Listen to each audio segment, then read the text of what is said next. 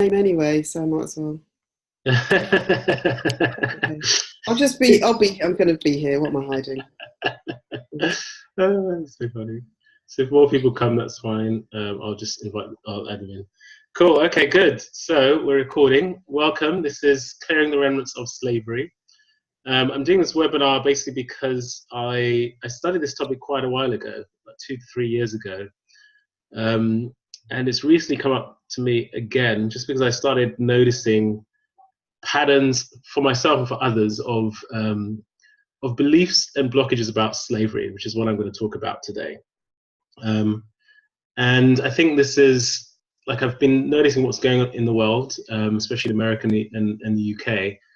And, you know, often we can feel very powerless, that there's nothing we can do. And then I realized I have all these talents. I help people have breakthroughs in their lives. And I thought, you know what, the least I can do is share this information, because this is very powerful information that helps people at an individual level, at a personal level. The more people get help to the personal level, the more that spreads, and then we can, as a society, as a race, as a people, transform our own personal experience and then transform our communities. So that's what I'm doing this webinar. So let's just get to it. Right, let's get my slides. Okay, why are my slides not moving? Okay, my slides are not moving for some reason. Right, anyway, that's it. So a bit about me. So I specialize in helping people get breakthrough results. So that is in health, career, relationships, any area of life. I help people break through the blocks that stop them getting what they want, and also discover and get to know their life purpose and why they're here and what difference they're here to make on the planet. So my background is got 15 years in business, finance, and strategy. Worked in investment banking, worked in strategy consulting. At the same time, I spent 25 years studying personal development, spirituality, leadership. Did that since the age of 16 when I read a book called The Way of the Peaceful Warrior, which totally transformed my life. And I was aware there was more to life than meets the eye, essentially. So I've kind of been on that path for quite some time. I'm a published author. I wrote a book called The Energy Equation, How to Be a Top Performer Without Burning Yourself Out. That came out in 2013. And since then, I've co-authored a number of books as well around leadership and love and relationships. Someone else is coming in. Let me just admit them. So also worked as a coach. I worked for an organization called Girls UK and worked independently as a coach. I'm trained in a number of healing modalities, theta healing, ancestral clearing, and emotion code. And actually, these are the modalities that really help me understand the kind of emotional, psychological, energetic impact of slavery, essentially, because I started to see beliefs that I had for myself. So why this topic? Why am I talking about slavery now? I said I think it's a really important time for us at the moment. There's a lot going on with us as a people, as a collective, and society. And often the roots of these, like, there's a lot of anger, there's a lot of frustration, there's a lot of acting out, and the roots of these often lie in ancestral behaviours that we can't actually access at a conscious level unless we actually start to dig through them and see them. So that's why I'm approaching the subject now. That's why this topic. So let's talk about the remnants of slavery. Obviously, there's a whole legacy of societies we live in. If you have ancestry from the Caribbean or from the US, if you're in the US, you're going to experience it a lot more. In the Caribbean, the effects of slavery are not as prevalent or not as obvious because we own our societies. But also, if you've come to the UK or immigrate to any other country, you're going to experience that inequality nonetheless. Also, there's race relations, there's tensions, and sometimes there's tensions and we don't know why those tensions are there. We have a lot of anger, or low self-esteem. We're always trying to prop up that self-esteem. So these are kind of the remnants of slavery. Then there's the behavioral legacy. So certain behaviors that we have which can be traced back to slavery.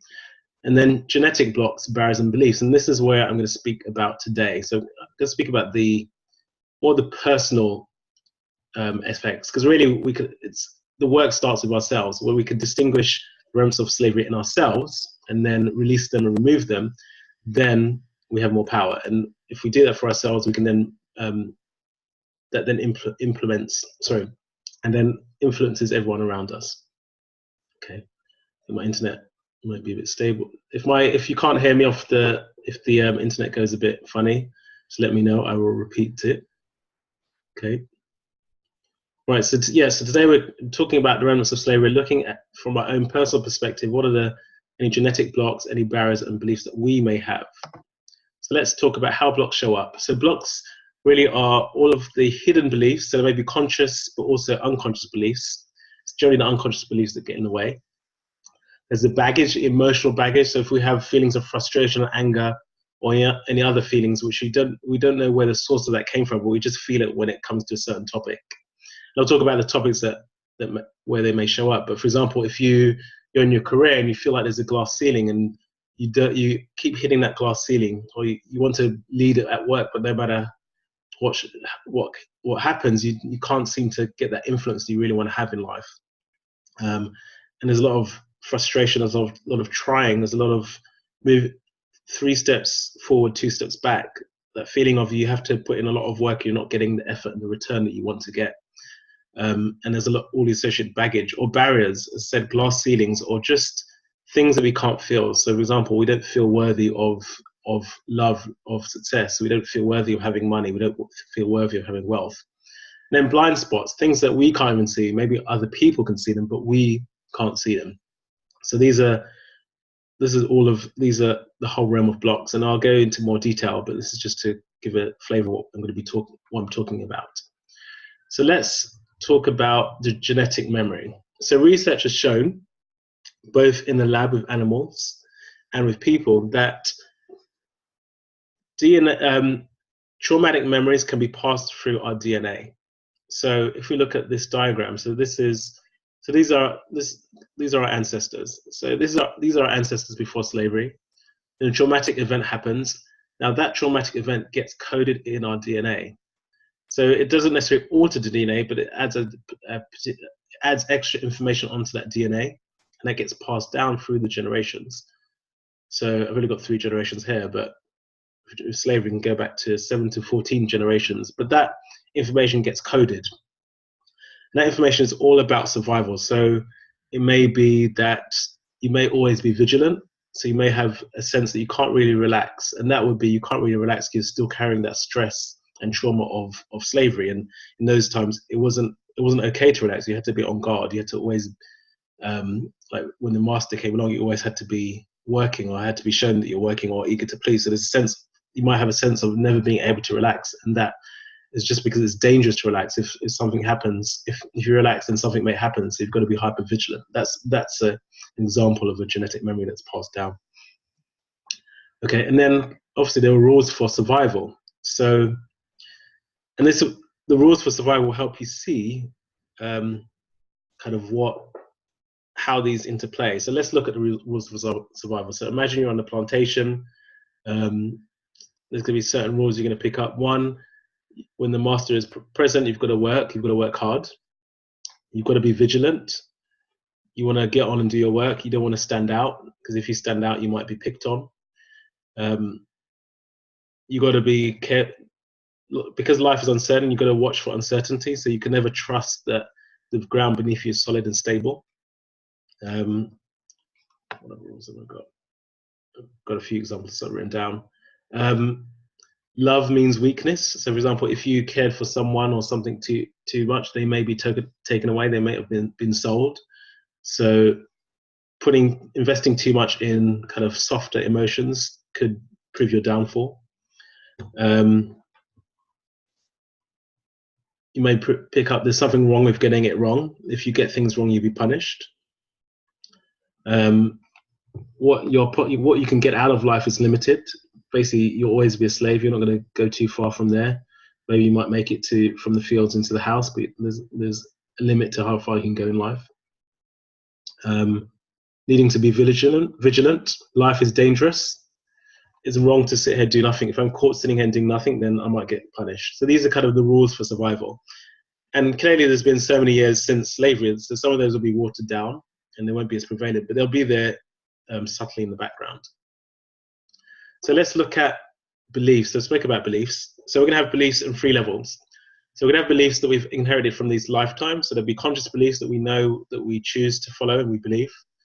Then there's going to be unconscious beliefs from this lifetime that we've experienced mainly through our childhood. Then there's going to be genetic beliefs. So these are the ancestral beliefs, beliefs from slavery or if you've got other genes, you'll have other than slavery, you'll have those genetic beliefs as well.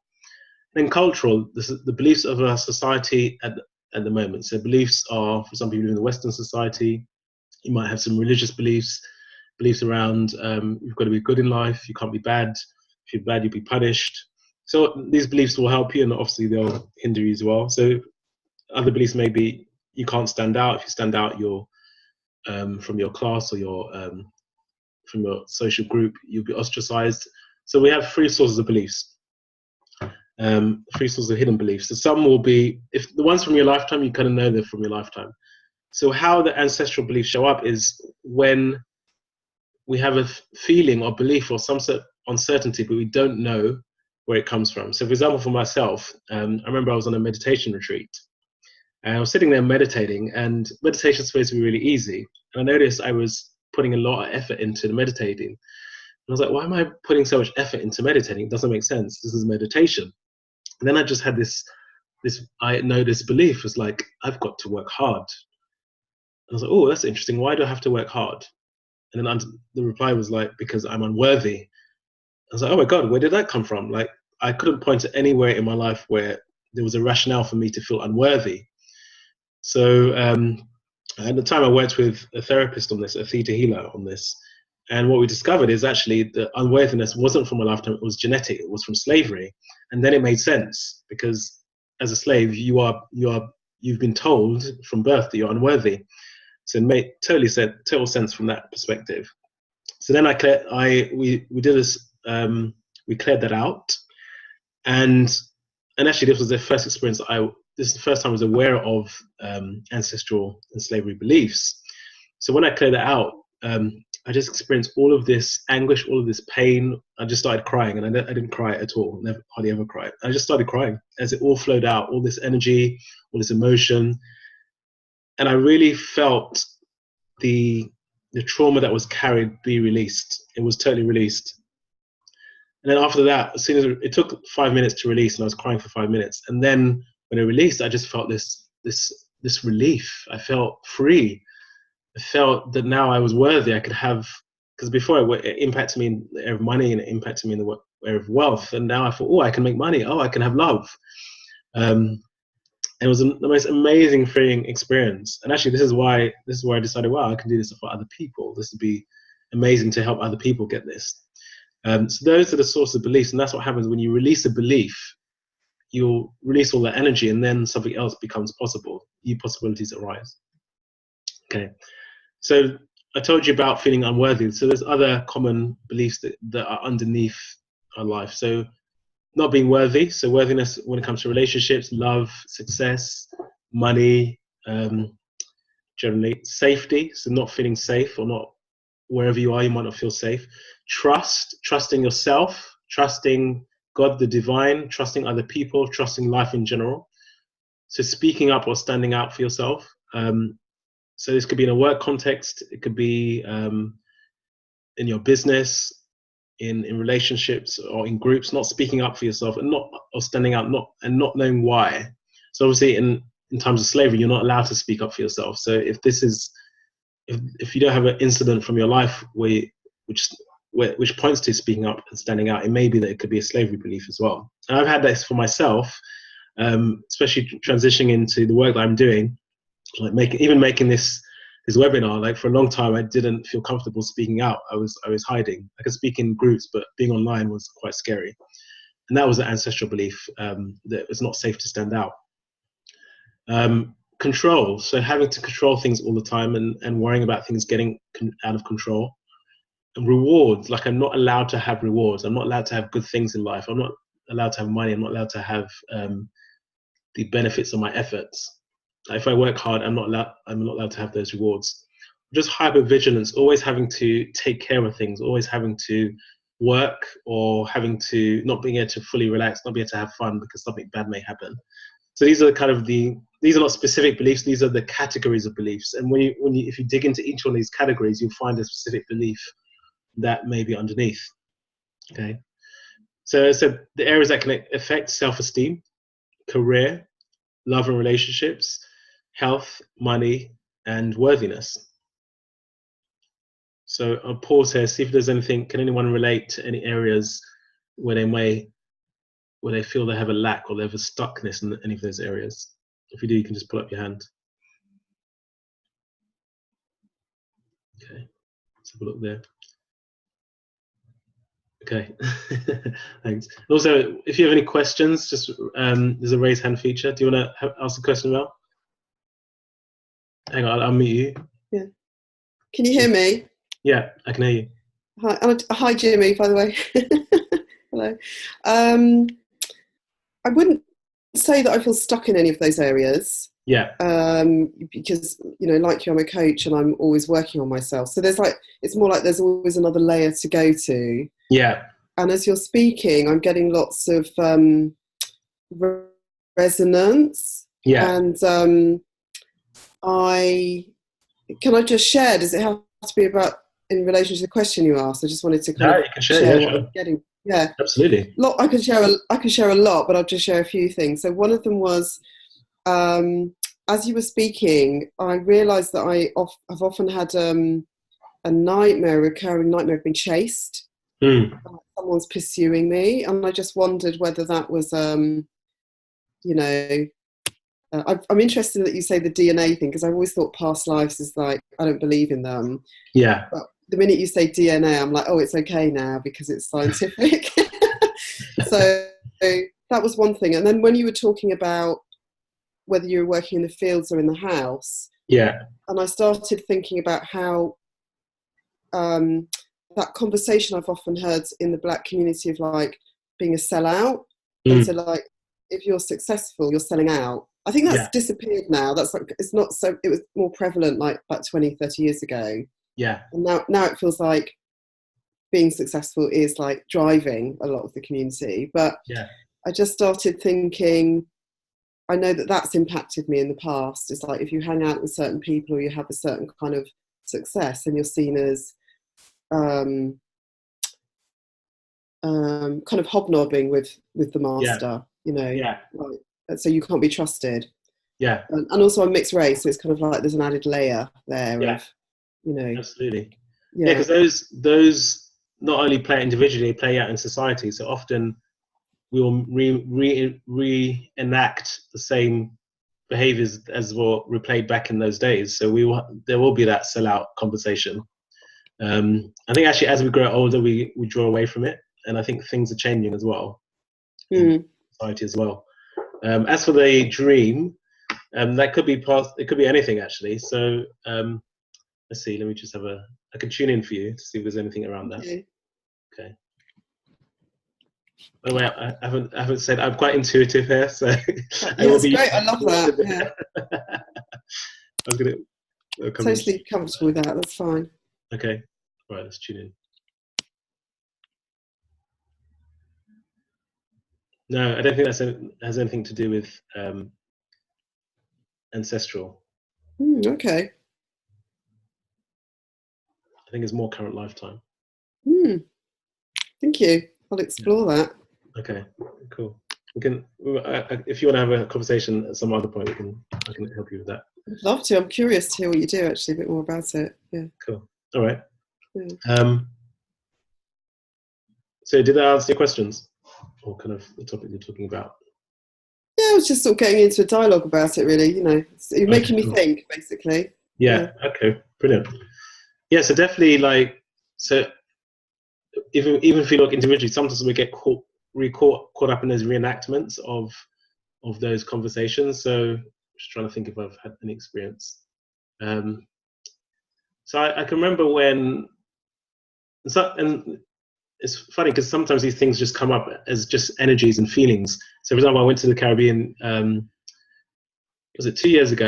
I went in December to kind of write a book and relax and go on holiday. And I ended up spending my time, this is in Barbados, in the South Coast. And for some reason, I just felt like my motivation completely went, and there was one day where I just felt completely demotivated, and ended up just watching Netflix for the whole day. And I was like, this is after 2 weeks of not really doing any writing and struggling. And then I had to really look what was going on, and I felt this when I tuned into the feeling I was feeling. It was just like, it's just hopeless. Like, there's no point. Like, what's the point of writing a book?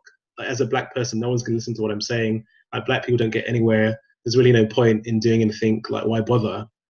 And then when I tuned in, and it's funny because what I was observing, I was on the South Coast, and I saw there's lots of the areas there's lots of where the rich white people live, and there's lots of big housing. But then the rest of Barbados wasn't doing so well economically. I don't think it is doing well now as well. So it was almost like reinforcing that belief that it's a white world. Essentially, it was like, it's a white world. There's no point in even trying to do anything. What's the point? Don't even bother. So when I noticed this, I had to really go in deep and clear it out. Like, I had to use the techniques that I'll talk about, but I actually really cleared it out. And once I cleared out all that energy and those beliefs, it's like suddenly I felt invigorated, I felt alive, I felt in possibility again. But I was like, wow, this is like, oh, yeah, my computer's thingy. If you crash out, I'll have to go back in. But yeah, it was like, wow, I'm experiencing this. Other people will experience this, but they don't even know what to do about it. So it's really interesting.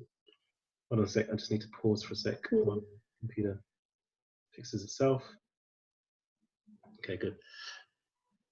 Yeah. So often, if we're not intuitive enough, or we're not, like, as a coach, it's great to be a coach because you're always looking at yourself. But if we don't have that awareness, these beliefs, these energies will come in and influence us, and we don't even know what's happening. Like, we just get taken over, and either we will reenact some of those old beliefs, or we'll just get despondent, or we'll just feel like there's just no point. Why am I even bothering? And I can see a lot of young people have that. Like, they just feel there's no point. Like, there's no point in achieving. So that's why they don't. Which is why this is an important conversation to bring up. Okay, so those are areas. So let's see, how do you identify when they show up? So there's 3 areas, or 3 kind of zones, and most of the time we're in our comfort zone. So in our comfort zone, it's hard. We're not really bumping up against ancestral beliefs or slavery beliefs, because we're pretty comfortable. Like, there's no change, and even if we do have them there's nothing triggering them. So often they will show up when they're triggered. So I know someone says, if someone gives you if you get a racist comment from someone, that might trigger an ancestral belief. But generally in your comfort zone you won't. Then when we're in survival, like when things get tough, often these are times where things will get triggered. So for example, if you're running out of money, you might have to deal with all of your issues around money, which are not from this lifetime but are ancestral. Like, do I deserve to have money? Or why do I always get to a certain level of wealth and then I stop? Or why do I only get to a certain level of success and then stop? Or in my job, why do I always meet the same type of manager who always keeps me down? So that's what. So when you're in survival, when things are really tough, that's often when the ancestral memories will come up. Then when we go from comfort zone to expansion. So for example, is trying something new. We go for a promotion. We go for a new job. We start a business. This is when we'll bump up against the limits of those beliefs, because this is where we're now approaching the glass ceiling. We're now approaching the barriers, and we're now confronting some of these ancestral beliefs. So the more you can live in expansion, the more you're going to come across these beliefs, which is good, because the fact they show up is the fact that they're there for us to clear them out. So let's see. So I'm going to just share some of those that I've come up with for myself. So the other day, actually 2 days ago, I'm someone who's quite driven. I'm always looking for what's next and what do I need to do next in my business? What do I need to do next in my life? And I was just reading something about relaxing. So I thought, I'm going to go to the park and I'm going to sit down and relax. So I just started to relax, and I noticed I could not switch off. I was like, why can't I just switch off and just be and just relax and be in the park? And then what came up is a feeling of, I need to be vigilant. I need to pay attention to my business. I need to pay attention to money. I need to control what's going on. And then I realized, where does this come from? It's like, this comes from slavery. Like, in slavery times, you could never relax. You had to always be making sure that you were looking busy. You always had to be alert for something that might happen. So I started to see, wow, I can let this go. And once I let it go, I managed to relax. But it wasn't until I kind of quietened and started to listen and see it that it actually showed up. Okay, I'll give you another example. So I have a coachee of mine. So she basically works in the council part time, and she had an ambition to be a yoga teacher, which she is. But she didn't really believe that was possible. So we started talking about what she wanted to do, and so we broached on her work in the council. I was like, "Why do you work in the council?" She goes, "Well, it's easy money, and I don't have to work too hard." I was like, "Great. So what would you really like to be doing?" So it was yoga. So we delved into why she wanted to work in the council. What showed up was she didn't want anything that required a lot of work, because her parents had worked hard and they achieved nothing, not much. So the lesson she'd been taught from her parents, who are from the Caribbean, is that you'll work hard all your life and you won't get much. So she was like, I'm doing the total opposite of that. I don't want to work hard at all. I'm going to do something easy and still get paid. And then so that's interesting. So your parents worked hard all their life and didn't get much. I was like, what does that remind you of? I said, it reminds you of a slave. The slaves worked hard and they didn't get anything. Now that's modified slightly over the generations to you work hard and get nothing, to from you work hard and get nothing to you work hard and you won't have much to show. But you can see that line was still there. So when she saw it, I was like, oh, that's really interesting. So it's like, now what can we create? Like, what if we threw away that belief, what would be possible? So that's how you identify these and when they show up. Okay. So now how can you clear them? So there's quite a few different methods. You can do a mental process. So this is basically dialoguing and working out mentally, figuring out which I'll talk about I've got some methodology shortly. Emotional. So this is actually doing emotional clearing work, and this requires a practitioner really. So emotional, energetic, or belief level. This requires a practitioner. So someone is trained in either what works as theta healing, ancestral clearing, which I'm trained in, emotional freedom techniques. So these kind of works that therapies that work on emotional, energetic, and belief level. But today we'll give you a mental technique to clear out. So this is how you can clear. So journaling. So whenever you notice something coming up, just journal it, write it down, pick it apart, and just inquire. Go into inquiry, go deeper into it, and kind of write it down. Dialoguing. So actually having a dialogue with an aspect of yourself. So for example, if you have an ancestral belief, and you notice it, you can just ask, oh, where does that come from? It comes from slavery. Oh, why did it come from slavery? Well, so if I'm going back to the case of being vigilant, it's like, well, we had to be vigilant because if we were not, something bad could happen. So we had to make sure, we had to always be on the alert. So that's the dialoguing, where you gotta have a conversation with yourself, and it could be yourself, depending on how you look at it, or it could actually be your ancestor or an ancestor. For me, I imagine speaking to an ancestor and asking them kind of how that was for them and what they learned from that. So that's another way. Then doing a cost-benefit analysis. So when you actually discover what the belief is, you want to look at what was the cost, what was the benefit of that. Okay. Right. So talk about theta healing and ancestral clearing. These are basically energetic clearings, and actually, I'm going to do an ancestral clearing at the end, which is basically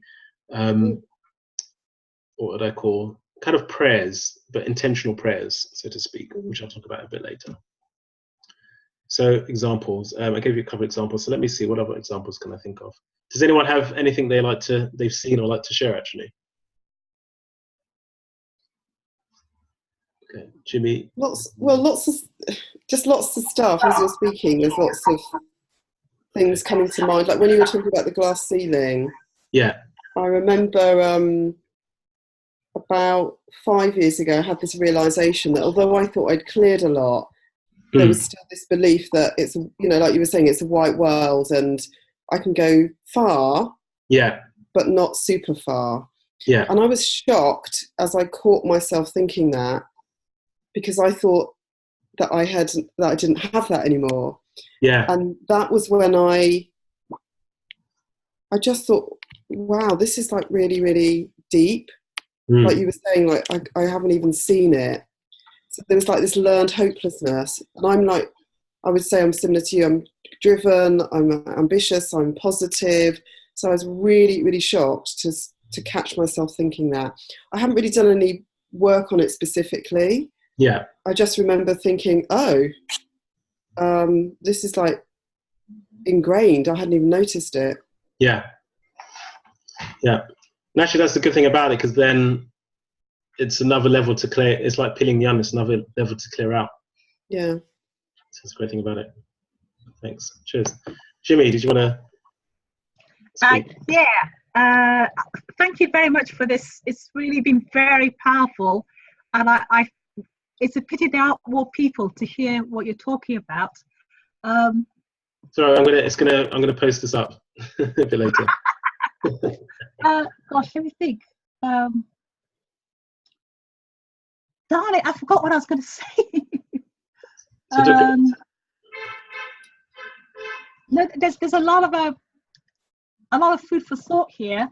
And Mel, you've come up with a couple of nuggets that whack me between my eyes here.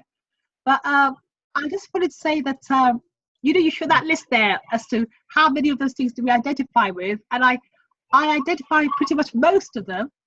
But I think what kind of sums them all up is, what's the point?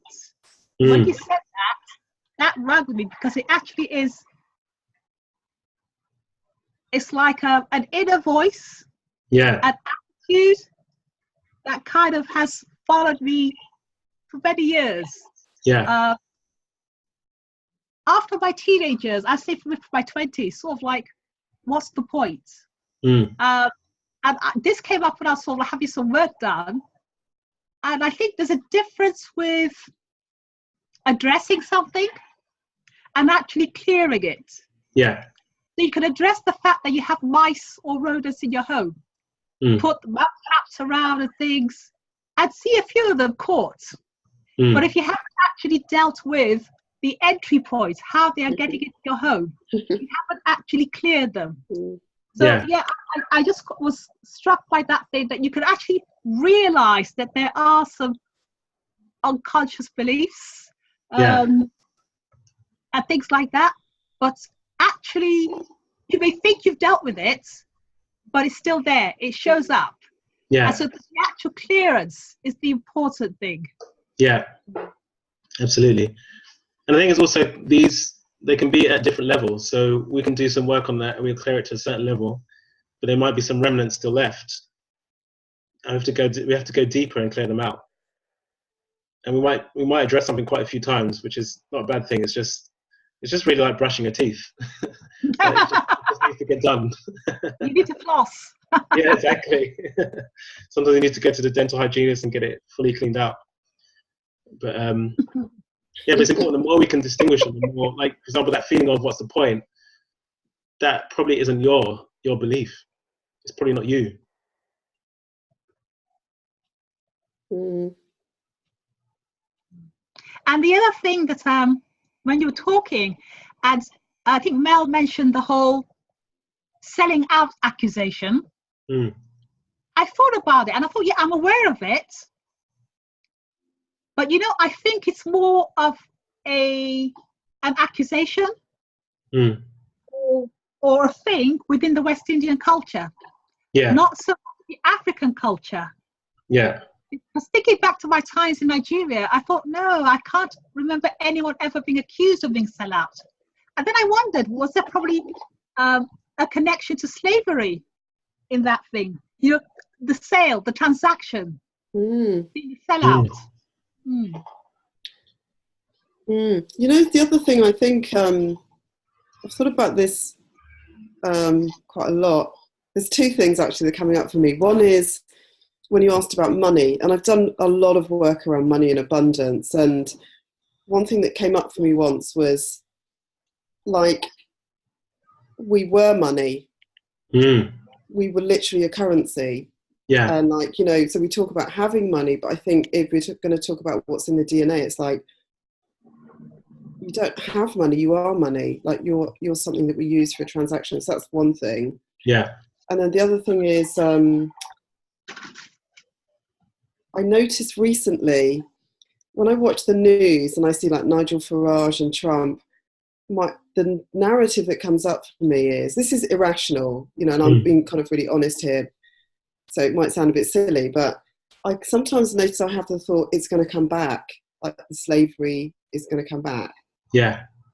Because I watch things that happen on the news, and I notice I have like this slight fear, actually. Yeah. Do you know what I mean? And that's like, even as I'm saying it, I'm like, wow, that's quite a thing to live with, isn't it? Even if it's in the background of my mind. Yeah. Yeah, but the thing is, it could. I'm sorry? It could actually come back. Yeah, and that frightens me. Yeah. Irrationally, you know, I don't sort of think about it day to day, but I just noticed, you know, if I'm really looking at what are the thoughts streaming through my mind, rational or otherwise. Yeah. There is like a nervousness there about that. Yeah. Yeah, that's totally understandable. And I think that part of that is the genetic memory. Part of that is also culturally, because there's other things going on beside, like fascism as well, not just slavery. It's the whole triggers the whole thing. And then there's an abuse of power, which is blatantly obvious, and a feeling of helplessness. So there's all those three things happening, because we haven't experienced it from our own lifetimes, just what we've seen and what we know from history. But that energy is resurfacing, essentially, and with that that energy of power and dominance is resurfacing. And some people say it's here to be cleared, depending on your perspective, depending on consciousness, or it could be here to be dealt with now. So that is part of it. That is part of that slavery mentality, that slavery reaction, and that genetic reaction coming back. And that's the reason why we need to clear it for ourselves, and then we can have power around it. And then if we need to speak up, we can speak up. But at the moment, it's, for a lot of people, we feel powerless, like there's not much you can do about it. And we're just watching. It's almost like watching a car crash and watching disaster unfold. So the thing is to get our power back in respect to that. Because I certainly notice it for myself, which is why I don't even watch. I'm avoiding watching this stuff anymore. But yeah, so there's certainly, that's basically why we want to do the work. So once we clear it from ourselves, we have more power, and we're not kind of hooked by that energy as well. Okay. Yeah. So let's just see. I'm going to go into Pitfalls a bit. So I just want to I'm going to go to what I call the ladder of consciousness. Oh, where did I put that? I had a more simplified version, actually. Hold on a sec. Where did I put that? Oh, where did I do that? Okay, anyway, let's just use this one.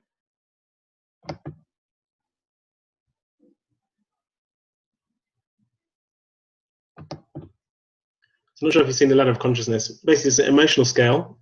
So ignore all the detail. Emotional scale. And so we've got a logarithmic scale from 20 to 200. This was developed by David Hawkins. And it's basically a ladder of consciousness. So essentially saying that our emotions are the gauge of our level of consciousness. So we start from the higher we ascend in consciousness, the more awareness we have, the more love and higher vibrations we have. So if we're down here in the red, this is the hell. This is grief, despair, guilt, shame. Purgatory is in pride, anger, desire, fear. In between is kind of courage, neutrality, optimism, acceptance. Most people are kind of below, at 200 or below, the general population. Paradise is like inner light, inner wisdom, love. So it's basically we're love, oneness, universal consciousness going up. Now, when we have these beliefs, they often keep us in these levels, the hell and purgatory levels. So a lot of us will be in anger and pride. And I notice how we deal with slavery often is we will, I say, big ourselves up. So there's a lot of pride things. There's a lot of like showing black culture, black pride, which is great. And it's very good. There's nothing wrong with that. Because that gets us up the emotional scale and keeps us out of anger, desire, fear, grief, apathy, guilt, shame. But it has its limits. Sorry, Jimmy, you had a question? You know, the recent saw in knife crime amongst young black youths. Yeah. And quite often it's about respect. Yeah. Someone has shown them disrespect, or they want to gain respect. And I see a close connection with pride there. You know, Yeah, exactly. The thing is, as you rise in consciousness, that thing, it just, so now, like, we're adults, we're not even in that world. I remember when I was younger, I totally understood the world of, like, if someone stepped on my trainers, I'd be upset. Like, I see a diss, like, how dare they? Like, I wouldn't necessarily be violent, but I understood that whole mentality. And that's because we're when you're younger, at a lower level of consciousness. And when you rise, when you're in love, and high levels, like, I mean, that's not a big deal. Someone steps in your trainers, you might get upset for a little bit, but you don't want to kill someone over it. So there is a level of consciousness, and often we are stuck in the anger and the pride area. And it's really about, so the more we can clear out the remnants of slavery, the more we will ascend to inner light, wisdom. And as we ascend, we have more insight, we have more intuition, we're in tune, we get divine guidance from the divine, get our own guidance, internal guidance. We have more inspiration, and we start to see things a lot more more clearly. And we take new actions, we see new ways of operating. And then when we're at the high levels of vibration, when we speak, we influence more people. So our words are way more powerful, they influence a lot more people. Obviously, you can be down, like with the Trumps and the Farages, you can still be in pride and anger and influence a lot of people as well. But when you're in higher levels, that truth has a higher impact, essentially. So that's why you want to start clearing out these remnants of slavery, so that we can ascend. And the more we ascend, the more love, the better relationships we have, the more community we feel, the more we help others, the more we are helped. So that's the whole point of this, by the way. So then the pitfalls. So it's great to identify these blocks. I think we need to have a specific example. I think I might do that in another call. But it's great to have these, to distinguish these blocks. But the pitfall is overdwelling. So dwelling too much in slavery and kind of getting caught in and becoming a victim of it. The point is to distinguish a belief from slavery, see it and let it go. Distinguish another one, see it and let it go. The more we see it, let it go, the more we ascend. So another pitfall, thinking that all your woes are due to slavery patterns. They're not all going to be. Some will be from this lifetime. And the pitfall is, as I said, not clearing and moving on, staying stuck in the victim. So the whole point is to learn from our history, but not get stuck in it. Essentially, learn what happened, but not get stuck in it.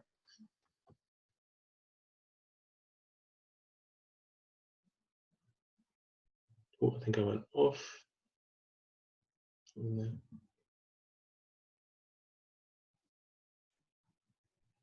For a sec. Well, thanks for letting me know about this. Oh, you're welcome. I really appreciate it. Yeah. It's right down my alley. Yeah. It syncs very well with things I've been aware of, and whether it's sickle cell, and that's when I first became aware of sort of like that genetic ancestry, that genetic genetic memory. That a person, there's a sense of doom. Yes. Amongst many people with sickle cell, and it's really hard to get them thinking positive. Yes. It's been like many decades of poor health and fatality. Yeah. Hi, Daniel. Hi. Sorry, I got dropped off. I'm glad you. Thanks for the conversation. Actually, it's interesting. So, tell me about sickle cell. You were talking about that. When you consider the fact that it's been carried on through generations, and there's a certain mindset, like a negative acceptance that this is something we have, and I think even way back before, when they didn't have a name for it. When you look, there's a novel in Nigeria called Things Fall Apart by Chidua Achebe, and they talk about they call them Owanjes. Certain women have these children that kept on dying. They didn't have a name for it, and it most likely is sickle cell. But there's this sort of acceptance, belief for both the mother giving birth to these children and those around, and then I guess for any of the children that would have survived, a sense of, I am really lucky to have made it this far. And I'm changing now. If a person was diagnosed with sickle cell, one of the things they'd be told by the doctor is, you probably won't live to graduate from secondary school. Oh, wow. So imagine being told that by somebody in a white coat. And yet, so it's sort of like there are all these negative images, what they can expect in terms of pain, infertility, the things they just cannot do. So I feel that when you have that kind of bombardment of messages, it's got to carry on unconsciously through the generations. And it'll take some work to clear those beliefs and open the door for an alternative path, not the predestined path. I think it's like a different topic, but I think all diseases have some belief or energy component associated with it. So sickle cell, I'm not sure what that would be, but probably have to go, there's something there. It's basically a relationship to life generally. That'd be interesting actually. Maybe I can do some research on that. But most diseases, there's some sort of belief component to it that perpetuate. It's quite interesting. Because actually, I have a cousin. My cousin died from sickle cell in his teens. But yeah, I mean, it is genetic, and I've never really stopped to look at it in terms of it, on a kind of belief or energetic level. But that'd be something I could take a look at some point. Interesting, cool. So let me just go back. So in terms of where did I cut off? Was it at Pitfalls? Yes. So Pitfalls. Okay, cool. So the Pitfalls of. Say again. You just started to talk about overdwelling. All right. Okay. Cool. All right. Okay. Cool. Let me go back to that. So I'm just going to mute because it's a bit crackly. So the pitfalls are again overdwelling. So overdwelling on ancestral or slavery belief. Like really, it's just about distinguishing it, finding the source of it, and clearing it. So you don't want to spend more than a day on each belief. It might be useful to document it and to understand it, but then you want to let it go, not spend too much time on it. So clearing and moving on. And then another thing is thinking that all your woes are due to slavery patterns.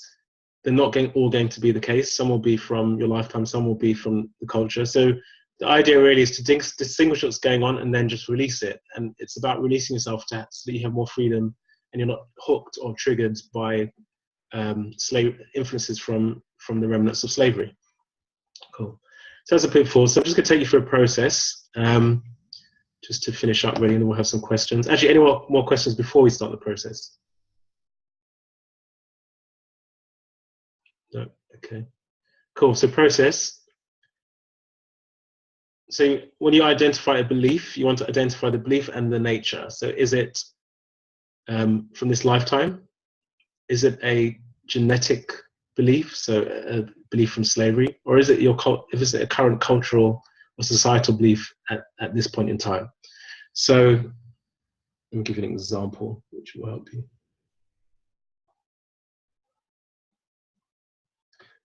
So for example, I was doing meditation on love and feeling love and just this general subject of love. And what came to my mind was love means weakness. And I thought, oh, that's interesting. I don't actually believe that. Where did that come from?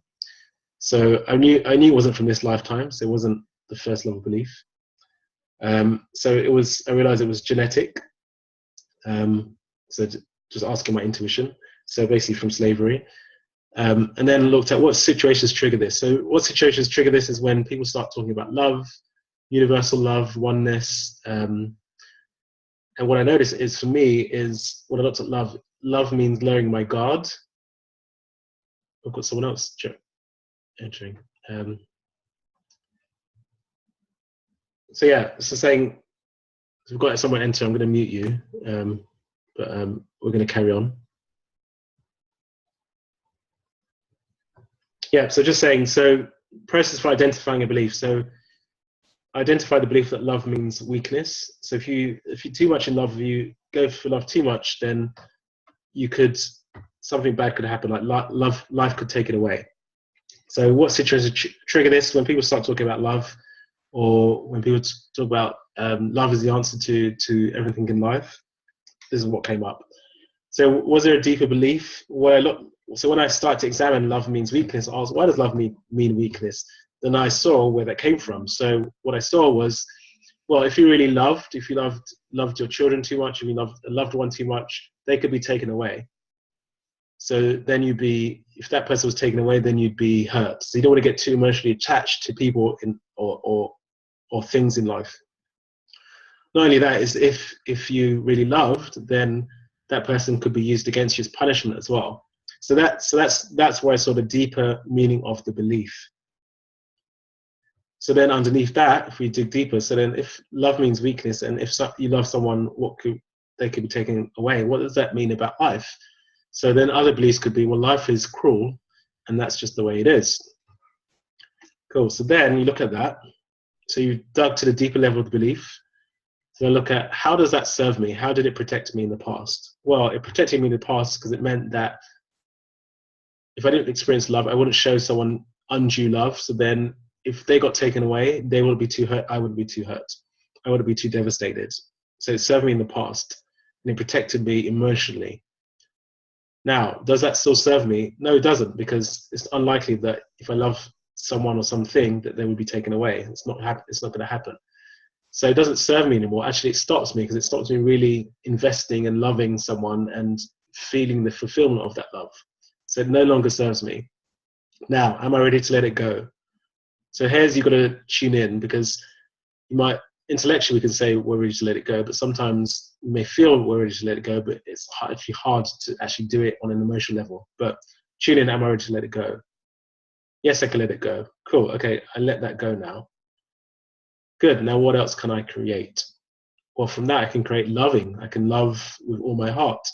And love doesn't mean weakness. Love is something that strengthens me, and it gives me purpose. So that's an example. Give you another example. I found the belief there's something. So I noticed I had a tendency for perfectionism. I was like, oh, why do I feel I need to be perfect? Well, if I get it wrong, something wrong will happen. Well, tell me more about that. Let's go into that. Well, on the field, on the plantation, if I got something wrong, I'd be whipped.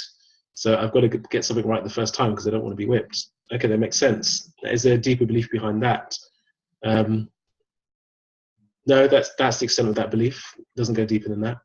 Now, how does it serve me? Well, it served me by making sure I get things right. Make sure and actually it's still valued today. Being perfect is still valued today. So we have a societal belief that supports that belief as well. So I can see how it protected me in the past, because it made sure I didn't get punished. And it still serves me, because it makes sure I get things right, and I still don't get punished, even though I'm not likely to get punished in the same way anymore. But it also holds me back, because I can't fully, it takes me longer to get stuff out there.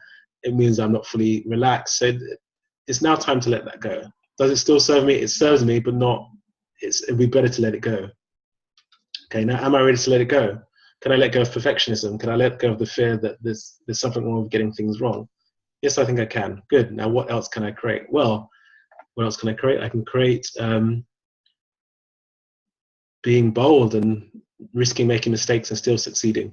So that's an example. That's another example. Oh, internet connections stable. Anyone else have an example that they want to work through, or something they've seen out of that?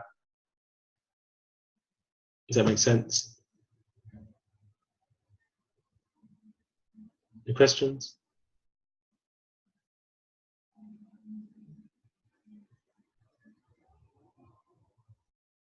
Cool. All right.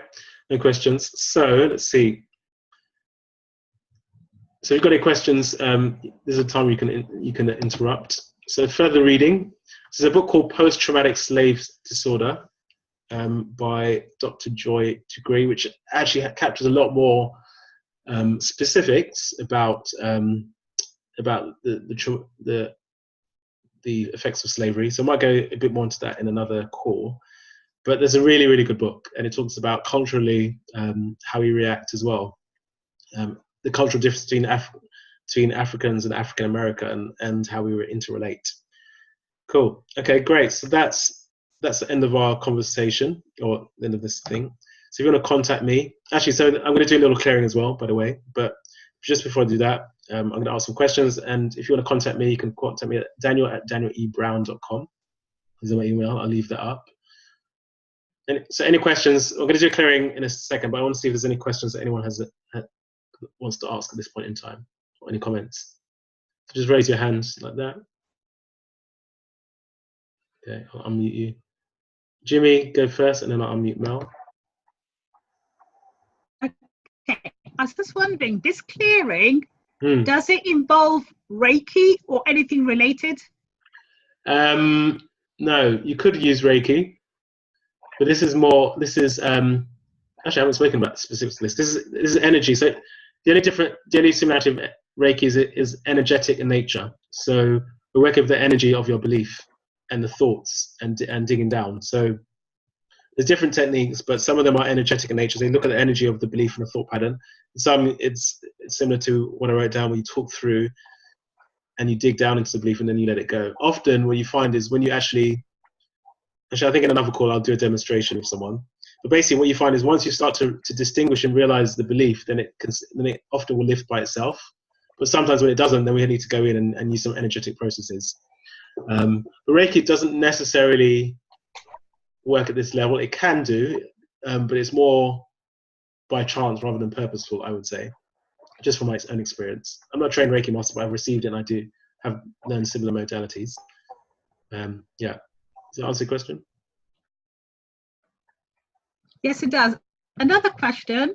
Yeah. What you're about to do now, is it going to be content free? Will it be content free? What we're about to do now? Bearing in mind that you're recording it.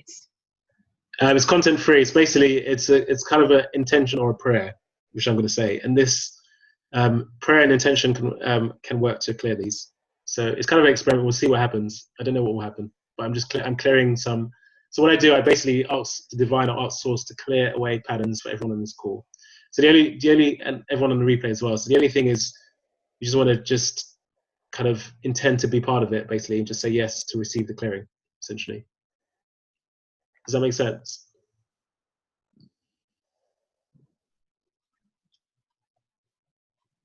Cool. Okay, Mel, do you have a question? Yeah. Do you? Sorry, I'm just curious. Just replay again because I missed the first part. Okay. Do you have a program that is based on this, or is it just this webinar for now? Just this webinar for now. I do individual clearings for people. I just thought of this basically a day ago, so I haven't really thought about a program because I do other programs which are more around general breakthroughs. But actually, if you message me, have a private conversation, I can see what I can create essentially if there's an interest. Yeah, it could be something of a deeper study, but I haven't thought about that yet. Yeah, it's just I think there's a lot of interest in the conversation, and myself why this hasn't been available before. Just generally, it's kind of obvious now I think about it. Yeah, I guess it's a bit of an esoteric subject, even though actually it's funny because it is esoteric, but it can be explained on different levels. It can be esoteric, or it could just be explained on the psychological level, or the scientific level. So it actually can be explained on different levels.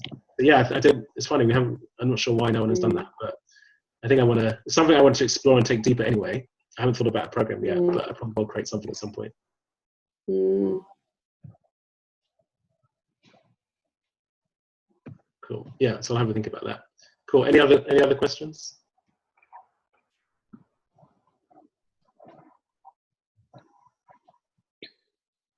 Cool. All right. So I'm gonna just stop sharing so I can just need to look at my screen. And yeah, just go read that.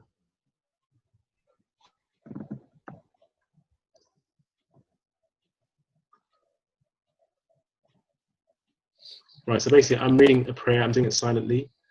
So all you need to do is just be in a receptive mode to do it, to receive it. And if you're on a replay as well, if you just set your intention to receive it as well. So what I'm doing really is I'm tuning into source, tuning into the divine, and just asking the divine to clear the energies and the karma or energies of slavery, essentially. And it's going to be quite general, so we'll just see what gets cleared.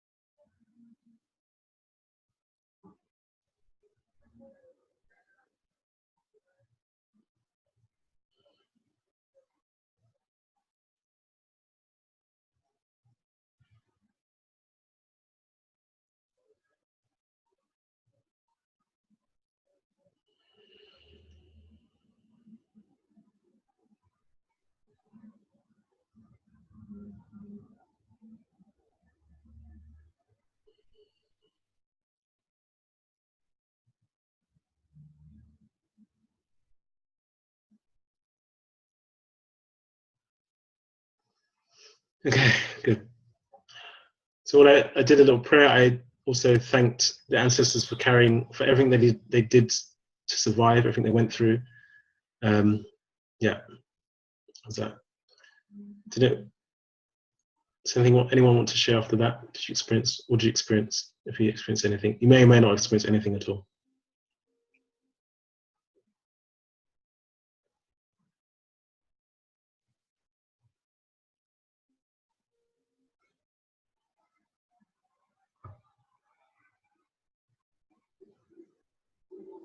Cool. Okay. I just want to say thank you. Thank you. Thank you. Thank you. Thank you. Thanks for being on the call. It's been a great conversation. Fantastic. Cool. All right. Brilliant. Thank you very much, everyone. I'll see you another time. Cool. Thank you. That was really interesting. Thank you so much. Thank you. Bye. Thank you. See ya. Bye.